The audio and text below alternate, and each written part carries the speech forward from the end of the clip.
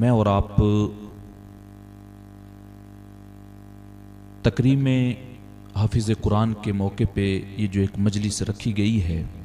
اس عنوان سے اس میں جمع ہونے کا شرف حاصل کر رہے ہیں۔ میں حافظ صاحب قبلہ کے والدین کو ان کے پورے خاندان کو صمیم قلب سے مبارکباد پیش کرتا ہوں کہ اللہ نے ان کو یہ مبارک گھڑیاں نصیب کی اور اللہ حافظ صاحب قبلہ کے حافظے میں مزید برکتیں نصیب کرے۔ برادر گرامی، مولانا عرفان صاحب فیضانی سے ابھی آپ نے قرآن مجید کے حقوق اور ہماری زندگیوں میں قرآن کس قدر ہم لوگوں کو شامل کرنا چاہیے اس کے تعلق سے آپ نے مختصر سے وقت میں بڑا بہترین بیان سماعت کیا۔ کافی دیر سے آپ حضرات بیٹھے ہوئے ہیں، میں زیادہ لمبی چوڑی گفتگو کرنے کے لیے حاضر نہیں ہوا ہوں، بس چند منٹوں کے لیے میں بھی آپ حضرات کی خدمت میں حاضر آیا ہوں۔ اللہ مجھے حق کہنے اور آپ کو حق سننے کی توفیق نصیب فرمائے، کیونکہ وقت اب جو ہے وہ 12 سے اوپر ہو چکا ہے تو مناسب ہی نہیں ہے کہ لمبی گفتگو کی جائے۔ انشاءاللہ جلدی میں اپنی گفتگو کو سمیٹ لوں گا۔ آج آپ کے سامنے آپ کے گاؤں کے ایک ہونہار طالب علم حافظ قرآن بن کے جو ہے آپ کے سامنے موجود ہیں۔ یہ علم دین حاصل کرنے والے جو بچے ہوتے ہیں مدرسوں میں پڑھنے والے، یہ کوئی عام بچے نہیں ہوتے ہیں۔ حدیث کی روح سے اگر دیکھیں تو حضور نے ارشاد فرمایا کہ یہ طالب علم جو ہوتے ہیں جب یہ چلتے ہیں تو اللہ کی نورانی مخلوق فرشتے ان کے پاؤں کے نیچے اپنے پروں کو بچھا دیتے ہیں، تو ان کا ایک بڑا بلند مقام ہوتا ہے۔ کسی دور کے اندر ایک کوئی مدرسہ تھا، جس طریقے سے ہمارے یہاں پہ فیضان اشفاق ہے، قریب میں آپ کے یہاں پہ فیضان اشرف ہے جس سے میری فراغت ہے الحمدللہ، اور کئی ایک مدارس ہیں، تو اس مدرسے کے اندر بھی طالب علم جس طریقے سے آج پڑھتے ہیں اس دور میں بھی پڑھا کرتے تھے۔ تو وہاں پہ ایک خادم تھا جو ان بچوں کی خدمت کے لیے مامور تھا، خدمت کے لیے رکھا ہوا تھا۔ جس طریقے سے ہمارے یہاں فیضان اشرف میں سلیم بھائی تھے، ابھی ہیں یا نہیں ہیں وہ،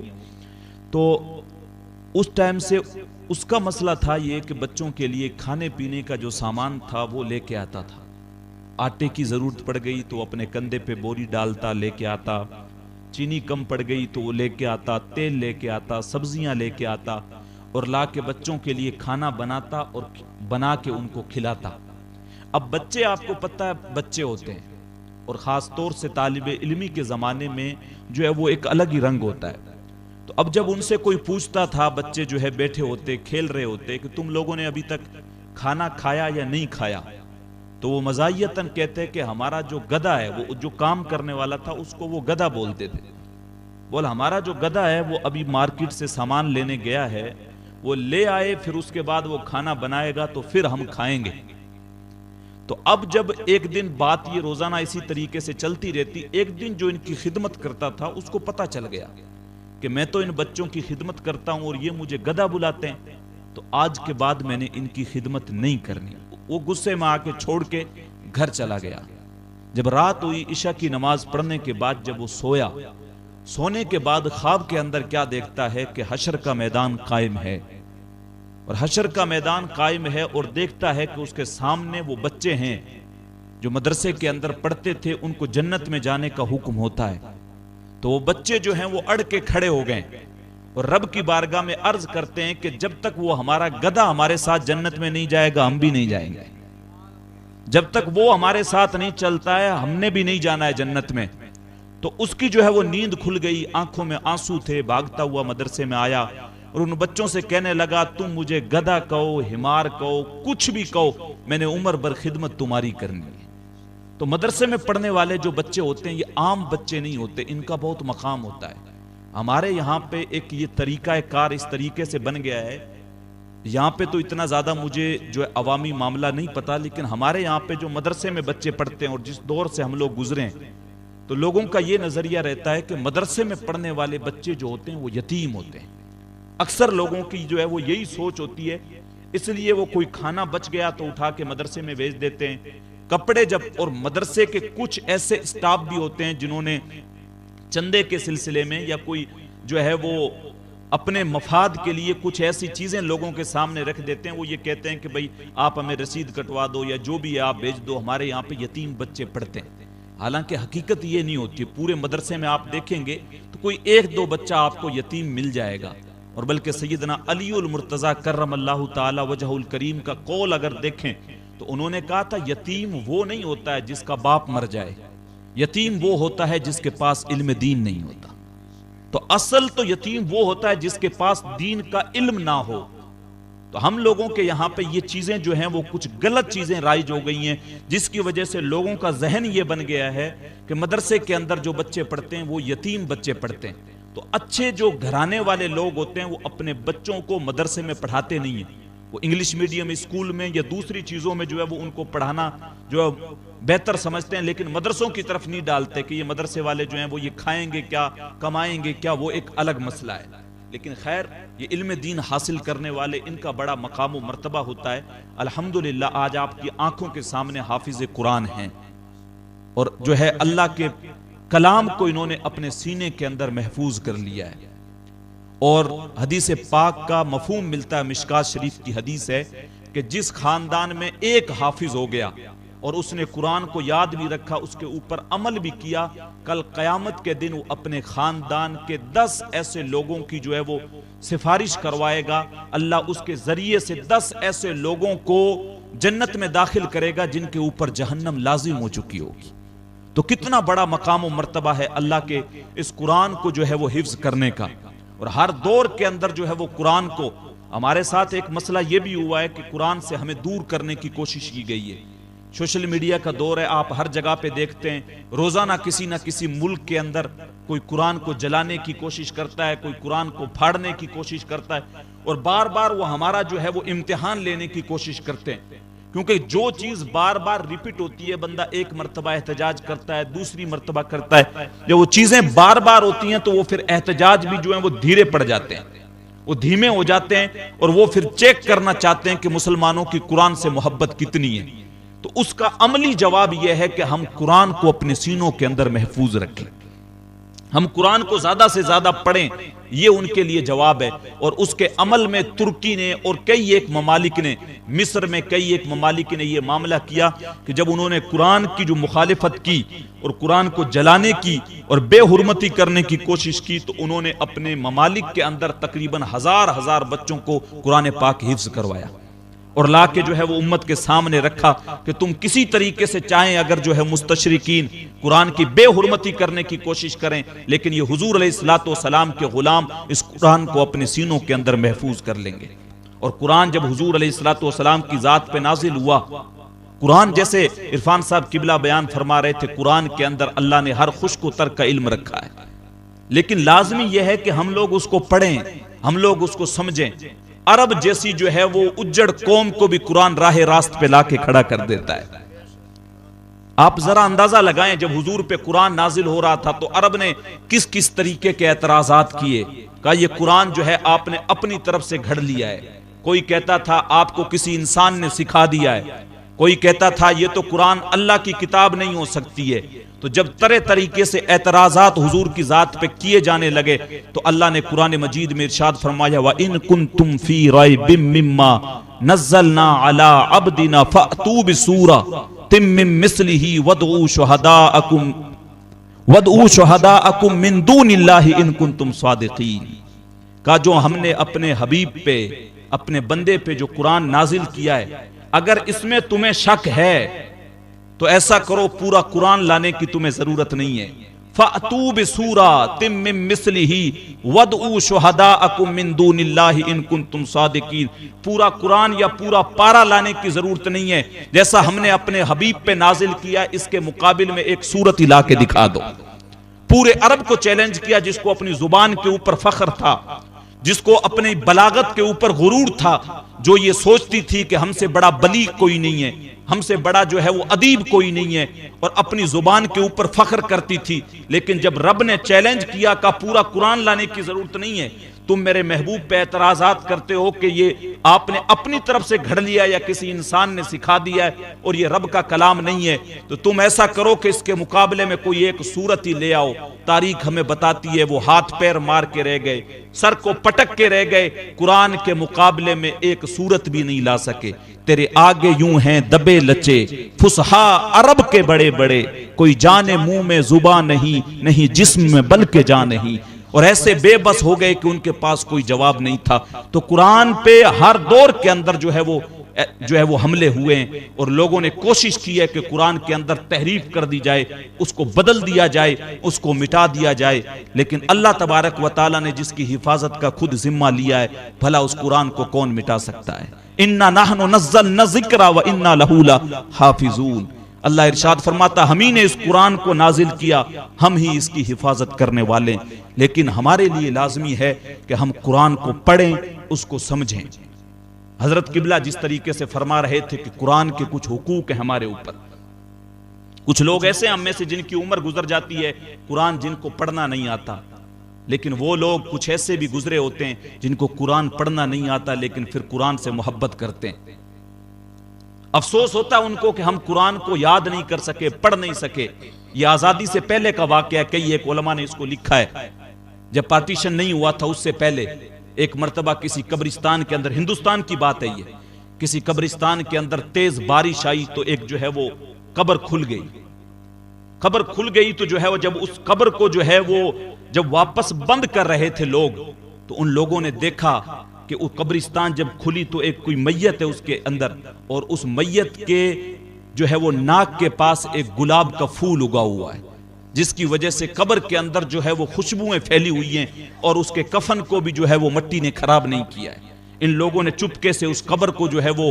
بند کیا اور اس قبر کی نشاندہی کر کے واپس جو ہے وہ پتہ لگایا کہ اس کا گھر کون سا ہے، جا کے پتہ کرتے ہیں۔ جب واپس پلٹے اور لوگوں سے پوچھا ایسی ایسی قبر ہے وہ کس کی ہے، تو لوگوں نے بتایا ایک بیوہ ہے اس گاؤں کے اندر رہتی ہے، اس کے شوہر کی قبر ہے۔ لوگ اس کے دروازے پہ پہنچے اور دروازے پہ جانے کے بعد دستک دی، وہ باہر نکل کے آئی تو لوگ اس سے پوچھنے لگے تیرا شوہر ایسا کون سا عمل کرتا تھا، ذرا بتا تو صحیح۔ ہم نے اس کی قبر کے اندر خوشبوئیں پھوٹتی ہوئی دیکھی ہیں، ہم نے محسوس کی ہیں کہ اس کی قبر کے اندر ایسے لگ رہا تھا جیسے کسی نے عطر چھڑک دیا ہو، اور جو ہے وہ خوشبو کی لاٹیں نکل رہی تھی۔ وہ کہنے لگی اس کا کوئی عمل تو مجھے یاد نہیں ہے، لیکن ہاں ایک چیز ضرور تھی، وہ قرآن پڑھا ہوا نہیں تھا لیکن قرآن سے محبت بہت کرتا تھا، قرآن سے محبت کرتا تھا۔ صبح جب مزدوری کے لیے نکلنے لگتا تھا اور فجر کی نماز پڑھ کے آتا، لوگوں کو مسجد میں جب قرآن پڑھتے ہوئے دیکھتا تھا تو اس کے آنسو نکل آتے تھے، رب کی بارگاہ میں کہتا تھا مالک میری بد نصیبی میں قرآن نہیں پڑھ سکا۔ گھر پہ آتا، قرآن کو طاق میں سے اٹھاتا، اس کی گرد کو صاف کرتا اور پھر قرآن کو کھولتا۔ کھولنے کے بعد اس کی ایک ایک جو ہے وہ سطر پہ انگلی رکھتا، اور انگلی رکھنے کے بعد کہتا مالک میری بد نصیبی میں نہیں پڑھ سکا، پتہ نہیں کیا لکھا ہے، لیکن مالک میں تیری قسم کھا کے کہتا ہوں جو بھی لکھا ہے سچ لکھا ہے، جو بھی لکھا ہے حق لکھا ہے۔ کہتا ہے وہ جتنی دیر اس کو توفیق ہوتی وہ انگلی پھیرتا رہتا، کیونکہ پڑھنا نہیں آتا تھا اس کو۔ وہ کہتا تھا یہ بھی حق ہے، یہ بھی حق ہے، یہ بھی حق ہے، سطروں پہ انگلی پھیرتا رہتا، کہتا رہتا یہ بھی حق ہے، اور پھیرنے کے بعد جتنی اس کو توفیق ہوتی ایک صفحہ دو صفحہ پڑھنے کے بعد واپس قرآن کو بند کرتا، اور بند کرنے کے بعد اس کو سمیٹ کے واپس روشن دان میں رکھ دیتا۔ کہ اس کا صرف ایک یہ عمل ہے، اس کے علاوہ باقی مجھے کوئی عمل یاد نہیں ہے۔ تو لوگوں نے اندازہ لگایا قرآن سے اس کی محبت تھی، جس کی وجہ سے اللہ نے اس کی قبر کے اندر گلابوں کو اگا دیا ہے، اللہ نے اس کی قبر کو جو ہے وہ مہکا دیا ہے۔ تو ہمیں قرآن سے محبت کرنی چاہیے، اور قرآن کے جیسے حضرت فرما رہے تھے قرآن کے حقوق ہیں جو ہمیں ادا کرنے چاہیے۔ سب سے پہلا قرآن کا حق یہ ہے کہ قرآن کو اللہ کی کتاب مانا جائے، اللہ کا جو ہے وہ کلام مانا جائے۔ وہ اللہ کی مخلوق نہیں ہے، وہ رب کا کلام ہے۔ اور اسی معاملے پہ لے کے امام احمد بن حنبل کی زندگی جب ہم پڑھتے ہیں، انہوں نے جب فتویٰ دیا قرآن اللہ کی مخلوق نہیں ہے۔ مخلوق کا مطلب یہ ہوتا ہے کہ جس کو اللہ نے پیدا کیا ہو، جس کو اللہ نے بنایا ہو، تو وہ کل کو اس نے ختم ہو جانا ہے۔ لیکن شریعت کا مسئلہ یہ ہے کہ قرآن جو ہے وہ اللہ کا کلام ہے۔ امام احمد بن حنبل نے جب یہ فتویٰ دیا تو اس وقت کا جو بادشاہ تھا وہ کہنے لگا فتویٰ آپ یہ دو کہ قرآن اللہ کی مخلوق ہے۔ امام احمد بن حنبل نے کہا میں ان مولویوں کی طرح نہیں ہوں جو پیسے لے کے اپنا فتویٰ بدل دیں، میں پیسے لے کے مسئلہ نہیں بدل سکتا، تم سے جو ہوتا ہے کر لو، قرآن اللہ کا کلام ہے تو ہے۔ اس جرم کے اندر بادشاہ کی نظر میں وہ جرم تھا، بادشاہ کی مخالفت، بادشاہ نے امام احمد بن حنبل کو قید کروا لیا، اور قید کروانے کے بعد امام احمد بن حنبل کو قمیض اتروا کے ان کی صرف تہبند بندی ہوئی تھی اونٹ پہ بٹھایا، اور بازار کے اندر وہ چکر لگوا رہا ہے اور امام احمد بن حنبل کو کوڑے مروا رہا ہے۔ اور جب امام احمد بن حنبل کو بازار کے اندر لے جایا گیا تو سارے لوگ جتنے بھی تھے جمع ہو گئے۔ ہماری حالت یہ رہی ہے کہ ہم لوگ شروع سے ہی تماشا دیکھنے والی قوم ہے، ہم لوگ تماشا دیکھتے ہیں کھڑے ہو کے۔ جب لوگوں کا ہجوم ہو گیا تو امام احمد بن حنبل کہنے لگے لوگوں سے مخاطب ہو کے، لوگوں مجھے پہچان لو، میں امام احمد بن حنبل ہوں، اور بادشاہ مجھے اس لیے سزائیں دے رہا ہے کہ میں نے اس کے من کے مطابق فتویٰ نہیں دیا۔ بادشاہ نے جو ہے وہ پکڑا اور کہا کہ لے جا کے امام احمد بن حنبل کو جیل میں ڈال دو۔ جب ان کو لے جا رہے تھے تو راستے میں دیکھا کہ ان سے ایک ڈاکو کی مشہور ابن حیثم نام سے ایک ڈاکو تھا، اس سے ملاقات ہوئی۔ اس نے امام احمد بن حنبل کو دیکھا تو دیکھ کے کہنے لگا حضرت آپ جیل میں کیسے؟ آپ تو مسلمانوں کے امام ہیں، آپ کا تو کام مسجد میں دروس دینا، آپ جیل میں کیسے آ گئے؟ کا وقت کے بادشاہ کی بات نہیں مانی، شریعت کا مسئلہ تھا، اس نے جیل میں ڈلوا دیا۔ تو وہ ڈاکو جو ہے وہ امام احمد بن حنبل سے ایک بات کہنے لگا۔ جب امام احمد بن حنبل کو لے جایا گیا اور ان کو کوڑے مارے جا رہے تھے، جب جلاد ان کو کوڑے مارتا تھا تو ان کے منہ سے ایک آواز نکلتی تھی، اللہ ابن حیثم کی مغفرت کر دے، اللہ اس ڈاکو کو بخش دے۔ وہ جلاد رک گیا اور رکنے کے بعد کہنے لگا حضرت آپ بھی بڑے عجیب ہیں، آپ جو ہے وہ ایک ڈاکو کے لیے دعا کر رہے ہیں کہ اللہ اس کی بخشش کر دے، آخر کیا ماجرا ہے؟ کہا ماجرا یہ ہے کہ جب میں جیل کے گیٹ پہ آ رہا تھا وہ ڈاکو مجھے ملا اور مجھے کہنے لگا کہ حضرت میں یہ 100ویں مرتبہ جیل کاٹ کے جا رہا ہوں، 100ویں مرتبہ جیل کاٹ کے جا رہا ہوں، اور ابھی بھی میرا ارادہ نہیں بدلا ہے، اس جیل کی سختیوں نے میرے ارادوں کو کمزور نہیں کیا ہے۔ یہ نہیں ہے کہ میں نے اپنا ارادہ بدل دیا ہے کہ اب چوری نہیں کروں گا، میں اب بھی چوری کروں گا، اور میں ہوں شیطان کا نمائندہ، میں شیطان والے کام کر رہا ہوں، مجھے روزانہ اندر کوڑے پڑتے ہیں، آپ بھی اندر جا رہے ہیں آپ کو بھی کوڑے پڑیں گے، لیکن ایک میری بات یاد رکھنا، میں شیطان کا نمائندہ ہوں اور آج تک میں نے اس کی جو ہے وہ پیٹھ نہیں لگنے دی، آپ تو رحمان کے نمائندے ہیں، آپ تو اس رب کا پیغام لوگوں تک پہنچاتے ہیں، تو آپ کو اگر کوڑے لگیں تو کہیں پریشانی جو ہے وہ جو ہے دیکھ کے اپنا موقف نہ بدل دینا، فتویٰ مت بدل دینا۔ کہا کوڑوں کی مار تو بڑی سخت ہوتی ہے، من کرتا ہے، لیکن جب اس ڈاکو کی بات مجھے یاد آتی ہے تو وہ بات مجھے ہمت اور حوصلہ دیتی ہے، تو میں اللہ کی بارگاہ میں اس کے لیے دعا کرتا ہوں کہ اللہ اس ڈاکو کی مغفرت کر دے، اللہ اس ڈاکو کی جو ہے وہ بخشش کر دے اور اس کو بخش دے۔ تو یہ امام احمد بن حنبل کی زندگی تھی۔ بادشاہ وقت کے بادشاہ نے آپ کو کوڑے لگوائے لیکن پھر بھی آپ نے اپنا فتویٰ نہیں بدلا۔ آج ہمارے یہاں پہ بھی ہماری حالت یہ پیشہ ور مقرر کوئی جو ہے جیسی چیز عنوان دے دے، تھوڑے سے پیسے نذرانے بڑھا دے تو وہ پھر ان کی منشا کے اعتبار سے تقریریں ہونے لگ جاتی ہیں، اسٹیج پہ کوئی بیٹھا ہو تو کسی کی تعریف میں باتیں ہونے لگ جاتی ہیں، پیر صاحب کے اندر کوئی چیز نہ بھی ہو پھر بھی پیر صاحب کو چڑھا دیا جاتا ہے آسمان کے اوپر۔ تو یہ ساری چیزیں ہو رہی ہیں، جیسے حالات ہوں گے دیکھیں گے، یہاں سے نذرانہ موٹا ملے گا تو پھر پیر صاحب کی تعریفوں پہ تعریفیں ہو رہی ہیں، پیر صاحب کی تعریفوں پہ اگرچہ پیر صاحب کے اندر وہ بات ہوئی نہ، اللہ اور اس کے رسول کا ذکر چھوڑ کے پورے جلسے میں اس پیر کی تعریف کریں گے۔ تو یہ معاملات ہمارے اندر، لیکن امام احمد بن حنبل کی زندگی سے ہمیں سیکھنے کی ضرورت ہے کہ اگر تعریف کریں تو اللہ اور اس کے رسول کی کریں، دین لوگوں کو وہ دیں جو اللہ اور اس کے رسول سے ہمیں ملا ہے، اپنے اعتبار سے چیزیں نہیں ہوں کہ جہاں پہ دیکھیں یہاں پہ لفافہ موٹا ملے گا وہاں پہ باتیں چینج کر دو۔ ہمارے نعت خانہ حضراتوں کی بھی یہ حالت رہتی ہے کہ جب دیکھتے ہیں کہ کوئی منچ کے اوپر یا کوئی نیتا آ گیا، کوئی شعر اس کے سپرد کر دیتے ہیں کہ یہ شعر جو ہے وہ فلاں جی کے نام ہے، یہ سرپنچ صاحب کے نام ہے، یہ ان کے نام ہے، سارے شعر حضور کے نام ہے۔ تعریف جو بھی ہے وہ اللہ اور اس کے رسول کی ہے، سب سے زیادہ حق یہ ہے کہ تعریف کی جائے اللہ اور اس کے رسول کی جائے۔ یہ ہم لوگ کون سے راستے پہ ہم لوگ چل پڑے، ہم لوگ جو ہے وہاں سے ہٹتے جا رہے ہیں، اور پھر ایک ایک جو ہے وہ شخصیت پرستی کا معاملہ یہ ہو گیا کہ ایک ایک شخص ہم نے خاص کر لیا ہے، وہ اس کی تعریف کر رہا ہے، وہ اس کی تعریف کر رہا ہے۔ ہم سب لوگوں کا جو مشرب ہے، ہم سب لوگوں کی جو منزل ہے وہ اللہ اور اس کے رسول کی ذات ہے، تو ہمارے لیے لازمی یہ ہے کہ تعریف ہم ان کی کریں، اللہ کی تعریف کریں، اللہ کے رسول کی تعریف کریں، پھر اس کے بعد انبیاء کرام ہیں، پھر صحابہ ہیں، تو اس طریقے سے معاملات بنائے۔ امام احمد بن حنبل کی زندگی ہمارے لیے سبق ہے۔ وقت کے جو ہے وہ بادشاہ تھا، اس کے سامنے بھی آپ نے اپنا مسئلہ نہیں بدلا، اور شریعت کا جو مسئلہ تھا وہ حق بیان کیا، اگرچہ اس کے بدلے میں جیل جانا پڑا، جیل جانا منظور کیا، لیکن نہیں ہے۔ تو پہلا حق یہ ہے کہ ہم قرآن کو اللہ کی کتاب مانیں، اللہ کی مخلوق نہیں ہے، اللہ کا کلام ہے۔ دوسرا حق یہ ہے، جیسا عرفان صاحب قبلہ بیان کر رہے تھے، کہ قرآن کو ہم خود بھی پڑھیں، اس پہ عمل کریں، اور دوسرے لوگوں کو بھی بتائیں۔ اچھا مجھے ایک بات بتائیں، آپ کا کوئی دوست، آپ کا کوئی بھائی ودیش میں رہتا ہو، اور آپ کے لیے وہ خط بھیجے۔ آج کل تو یہ چیز ہو گئی ہے، واٹس ایپ وغیرہ ہو گئے تو وائس بھیج دیتا ہے، پہلے زمانے کے اندر خط آتے تھے۔ آپ کے پاس خط آئے عربی میں، آپ کو عربی پڑھنی نہیں آتی، تو ایسا ہے کہ آپ اس خط کو بند کر کے رکھ دیں گے کہ مجھے تو پڑھنی نہیں آتی لیکن چلو چھوڑ دیتے ہیں، کوئی بات نہیں؟ ایسا نہیں ہے نا۔ آپ کیا کرتے ہیں؟ امام صاحب کے پاس جائیں گے، یا جو اور پڑھا لکھا بندہ اس کے پاس جائیں گے، اور اس کو جا کے کہیں گے کہ ذرا یہ بتا تو صحیح خط میں اس نے لکھا کیا ہے، مجھے پڑھ کے سنا تو صحیح۔ اسی طریقے سے یہ قرآن بھی حضور کے ذریعے سے ہمارے لیے رب کی طرف سے خط ہے۔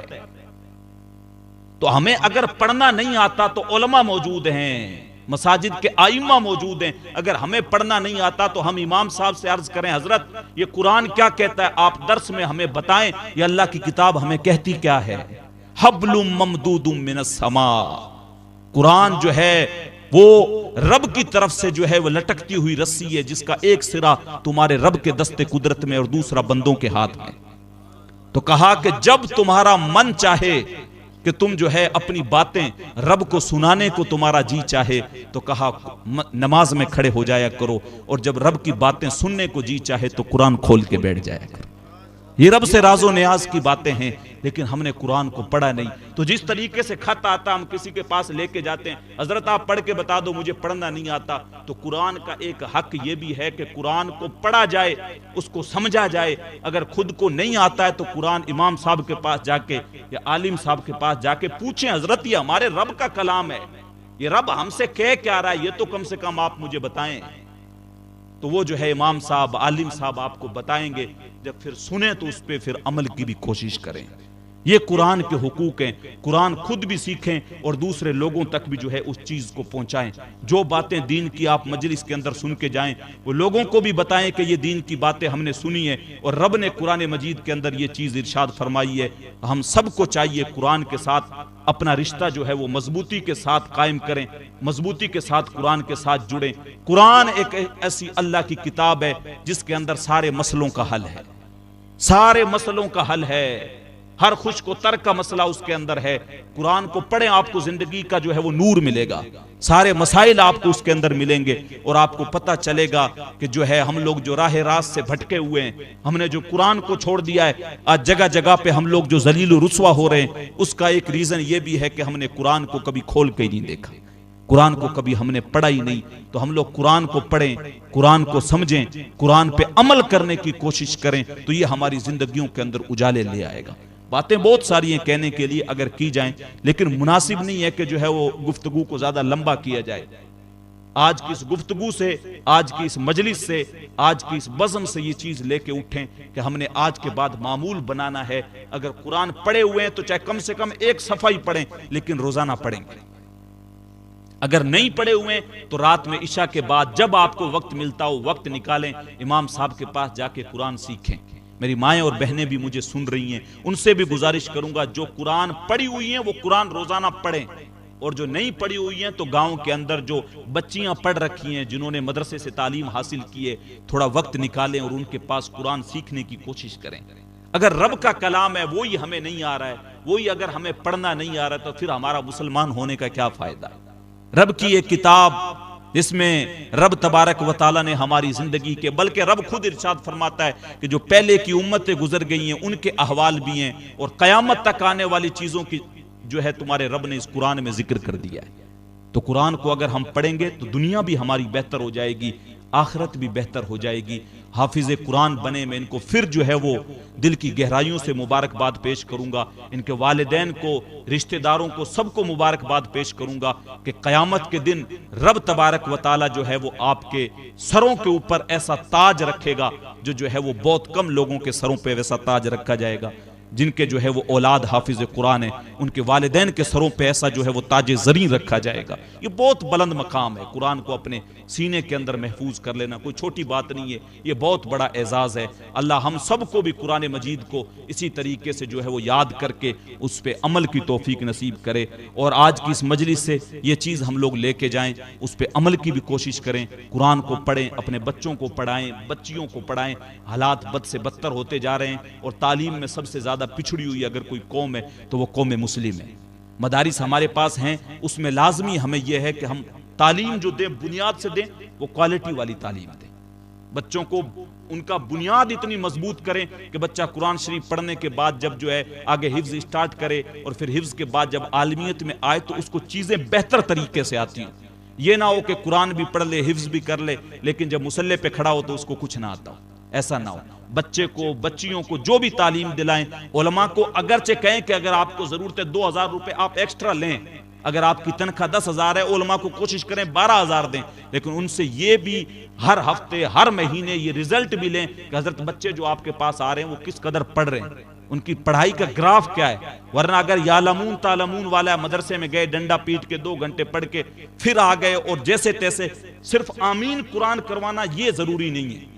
قرآن کا 1 پارہ 2 پارے 4 پاری پڑھیں چاہے 1 مہینے میں، لیکن اتنا مضبوط ہو کہ 4 لوگوں کے سامنے بیٹھ کے وہ بچہ قرآن سنا سکے، اور قرآن جو ہے وہ بچہ پڑھ سکے۔ اللہ مجھے اور آپ کو سننے سے زیادہ عمل کی توفیق نصیب کرے، اور خاص طور سے گزارش کروں گا، آپ جتنے حضرات بیٹھے ہوئے ہیں، میں اپنی ہر گفتگو کے اندر گزارش کرتا ہوں، فلسطین میں حالات بد سے بدتر ہیں، آپ ان اپنے بھائیوں کے لیے، اپنی بہنوں کے لیے، اور ان معصوم بچوں کے لیے لازمی جو ہے اپنی نمازوں میں ان کے لیے دعائیں کریں کہ اللہ جو ہے وہ ان کو ظالموں کے ظلم سے جو ہے وہ نجات نصیب کرے، اور اللہ ان کے اوپر خوب جو ہے وہ اپنی رحم و کرم فرمائے، اور کوئی عمر بن عبدالعزیز یا عمر بن الخطاب یا محمد ابن قاسم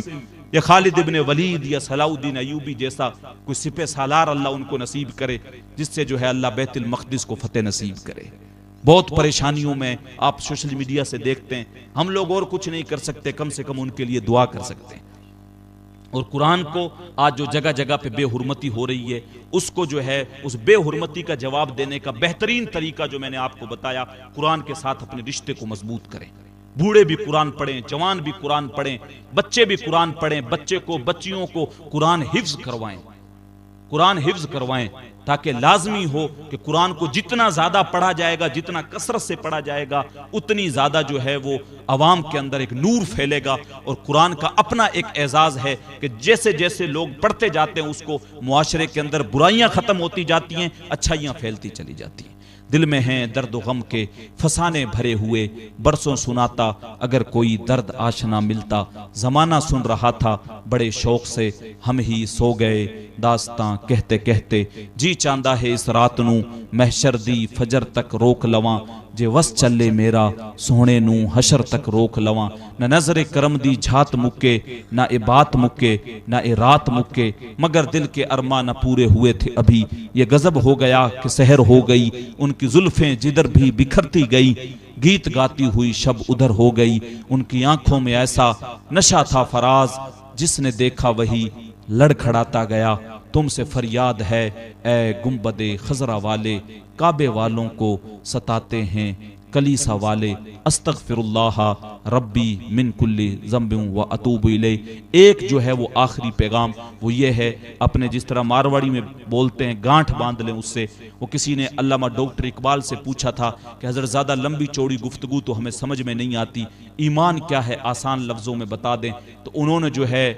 یہ ایک 2 لفظوں کے اندر بتایا تھا کہ ایمان اس چیز کا نام ہے جو ادب مصطفیٰ سے شروع ہوتا ہے اور محبت مصطفیٰ پہ ختم ہو جاتا ہے۔ بس حضور سے سچی محبت کریں اور اپنی نمازوں کا خیال کریں، اپنی جو ہے وہ